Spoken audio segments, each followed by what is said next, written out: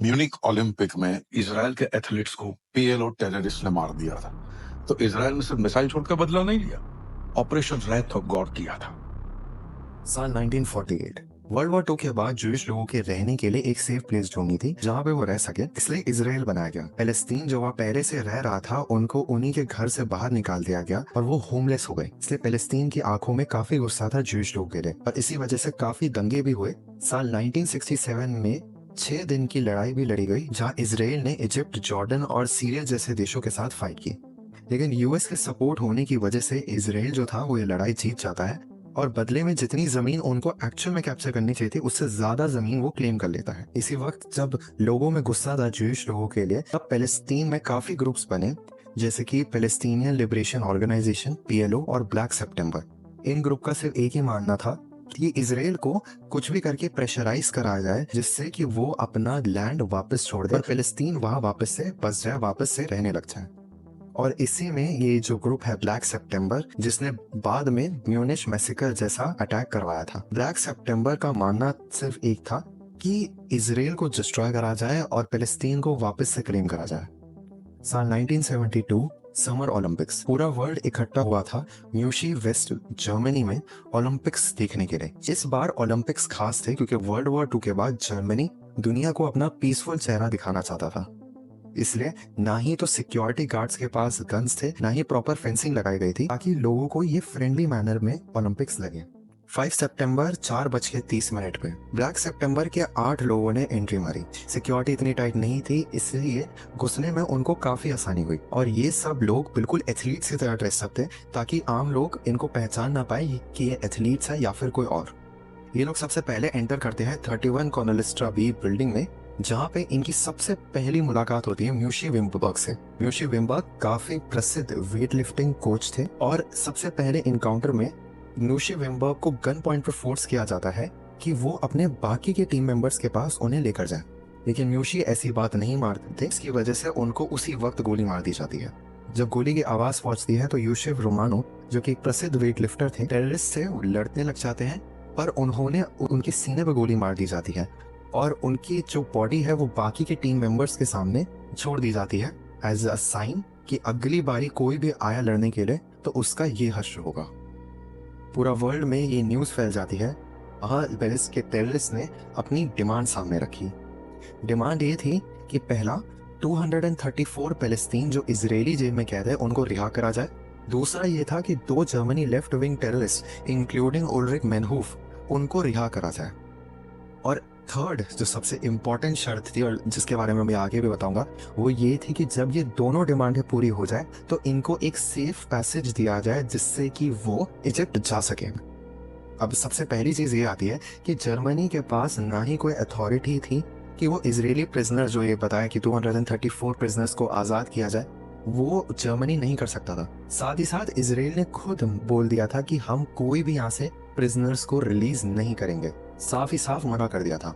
दूसरी जो डिमांड थी इनकी, तो उल्रिफ मेनहूफ जो थी वो रेड आर्मी फैक्शन की को फाउंडर थी। अगर जर्मनी उनको रिलीज करते तो मैंने बता दूं कि रेड आर्मी फैक्शन जो थी उन्होंने काफी दंगे किए थे। अगर जर्मनी इनको रिलीज कर देता तो जर्मनी में और दंगे बढ़ जाते, जिसकी वजह से जर्मनी इस चीज के बिल्कुल अगेंस्ट था और मानने को तैयार नहीं था। अब सिंस एथलीट्स की जान तो बचानी थी, इसलिए जर्मनी ने ऐसा प्रिटेंड किया कि उन लोगों ने टेररिस्ट की बात मान ली है। जर्मनी ने डिसाइड किया कि टेररिस्ट को एक हेलीकॉप्टर दिया जाएगा जो उन्हें 18 मिनट दूर फ्रिस्टन फेलबर्ग एयर बेस पे पहुंचाया जाएगा और वहां से वो जहां भी जाना चाहे वो टेररिस्ट वहां से जा सकते हैं। और इस बात को सुन के टेररिस्ट मान जाते हैं। आपको बताते हैं जो सारी बात होती है ये एक डिवाइस है जिसको हम लाउड स्पीकर कहते हैं, लाउड स्पीकर के थ्रू बात हुई थी। अब आप लोगों के पक्का दिमाग में क्वेश्चन होगा कि ये इतनी जल्दी छोड़ देंगे जर्मनी वाले, तो एक्चुअल में प्लान नहीं था। रियल प्लान कुछ और था। एक्चुअल प्लान ये था कि एथलीट्स को किसी तरह जो टेररिस्ट है उनसे अलग करा जाए, फिर रेस्क्यू मिशन चला के जितने भी टेररिस्ट हैं उनको जर्मनी के स्नाइपर्स एलिमिनेट कर दे और जो एथलीट्स हैं उनको हम रिलीज कर दिया जाए। ये सारा सेटअप पूरा प्रॉपरली तैयार था, लेकिन अब एक प्रॉब्लम आती है। प्रॉब्लम ये थी कि स्नाइपर्स जो थे वो बिल्कुल पुअरली ट्रेन थे, इक्विपमेंट्स उनके पास प्रॉपर ही नहीं थे। सबसे बड़ी इंपॉर्टेंट चीज वो थी कि जर्मनी को एक्चुअली में यही नहीं पता था कि कितने टेररिस्ट हैं। इन सब का रिजल्ट ये आया कि काफी गोलियां मिस हुई, एक टेररिस्ट ने हेलीकॉप्टर में ग्रेनाइट फेंक दिया, जिसकी वजह से 4 हॉस्टेजेस जो थे वो जल के मर गए। इन सब का कंक्लूजन ये निकला कि जितने हॉस्टेजेस जो कि जिनको बचाया जा सकता था वो सारे के सारे मारे गए। 5 टेररिस्ट इसमें और मारे गए और एक जर्मन पुलिस ऑफिसर भी इसमें शहीद हुआ। पूरे देश इस वक्त शॉक में था क्योंकि बहुत पॉपुलर न्यूज चैनल था ABC न्यूज चैनल, वो न्यूज चैनल ने पूरी लाइव कवरेज दिखाई थी।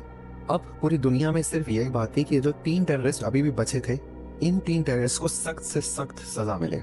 अच्छा, अब आप लोगों के पक्का एक और दिमाग में क्वेश्चन आया हुआ कि एथलीट्स तो इजराइल के थे, तो जर्मनी ने ही क्यों एक्शन लिया? इस वक्त इजराइल क्या कर रहा था? तो बता दें कि पहली बात, ओलंपिक्स जो है वो जर्मनी में हो रहे थे, तो जर्मनी का पूरा हक बनता है कि वो अपने एथलीट्स को सेफली उनके घर पहुंचाए।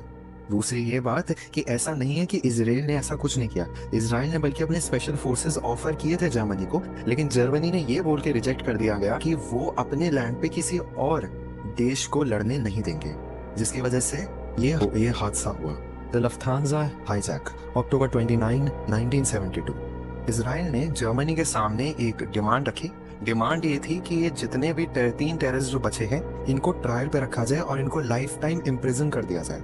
पर जर्मनी ने उनको सिर्फ कस्टडी में रखा, इन पे कोई और एक्शन नहीं हुआ। इसके कुछ ही हफ्तों बाद 29 अक्टूबर 1972 को लफ्थांसा पे कुछ हलचल मची। हलचल ये थी कि 95 पीपल जो थे वो प्लेन में थे और हाईजैकर्स ने हाईजैक कर लिया था प्लेन। हाईजैकर्स की ये डिमांड थी कि वो जो 3 टेररिस्ट जो पहले से ही जर्मनी के प्रिजन में हैं उनको रिलीज करा जाए, नहीं तो ये जो पूरा का पूरा प्लेन है इसको बॉम्ब से उड़ा दिया जाएगा।